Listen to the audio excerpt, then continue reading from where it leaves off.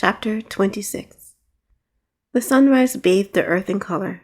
Golden rays shimmered off the distant lake and river and kissed the edges of the apple orchard's leaves.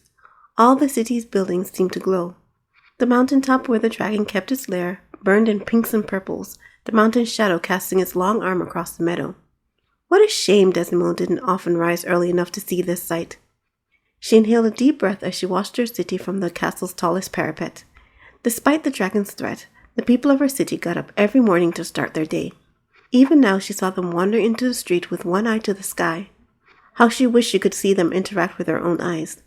These were her people, who she had to protect with everything she had so they could continue to rise every morning and live their lives.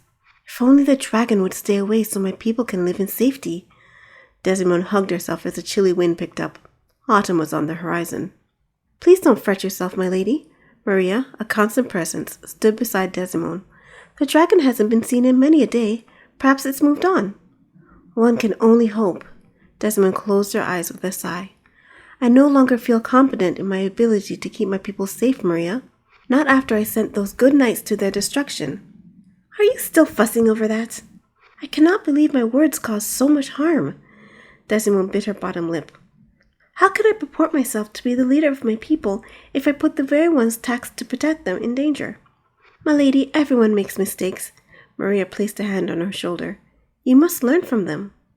Desimone closed her eyes. I suppose. Perhaps, your highness. Maria leaned forward to look Desimone in the face. It would be best for you to join with someone who has experience in such leadership. You mean to say I should marry Sir Galloway? Desimone looked at her friend's face. He is a worthy knight, handsome, charming, brave, and madly in love. Maria took Desimone's hands. You could do worse than him, your highness, but I don't think you could do better. Desimone heaved a sigh. I know it sounds right, Maria, but I don't know. Something doesn't... It's not just your happiness I'm thinking of. Maria lifted Desimone's chin. Think of your people. They need a strong knight to protect them. Desimone forced a smile and nodded. My lady? The sound of boots clopping against the stone floor heralded Galloway's arrival to the rooftop.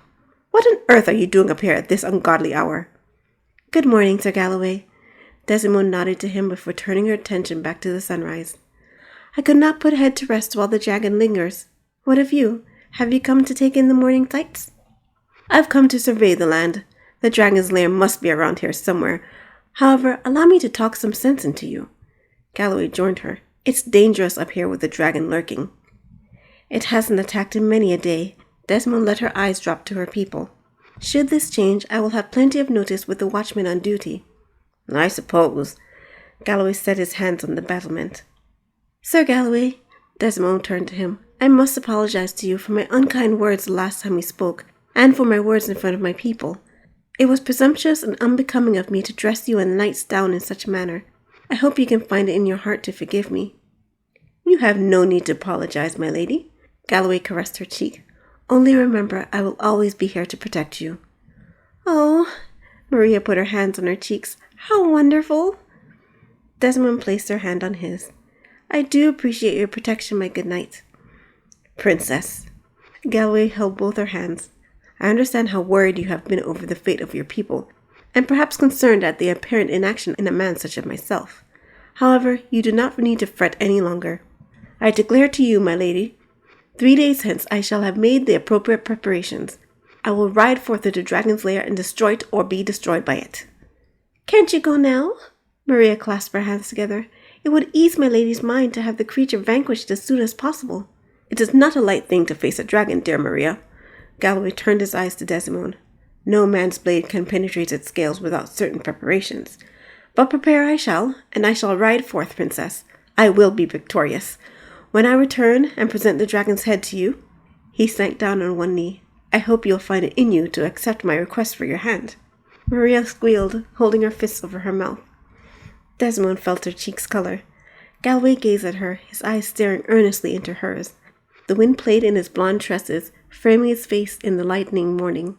Had he always been so handsome with such a strong jaw, and willing to face a dragon on her behalf? Perhaps he was the right choice. A prince the people could depend on. He was the right choice.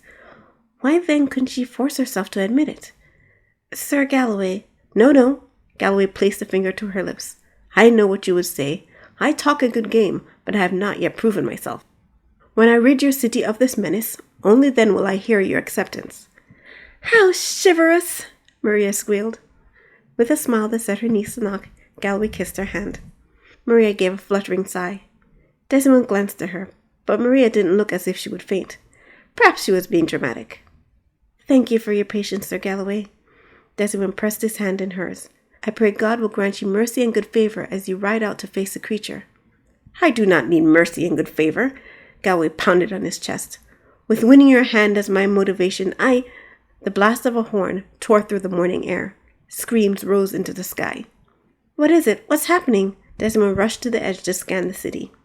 Galloway grabbed her arm. "Get inside, my lady. I will—" Maria screeched, pointing at the sky. The dragon crossed the sky's blue expanse, looking black against the light. "Heaven preserve us!" Desimone covered her mouth. "Inside, now!" Galloway drew his sword while Desimone rushed towards the stairs. The dragon landed on the parapet with a thump that rocked the tower. Straining to find purchase for its enormous body, it bent over and roared. Desimone froze mid-step. The roar, it sounded strangely like words. "Begone, beast!" Galloway slashed the dragon's front leg. The dragon stooped its head to examine Galloway.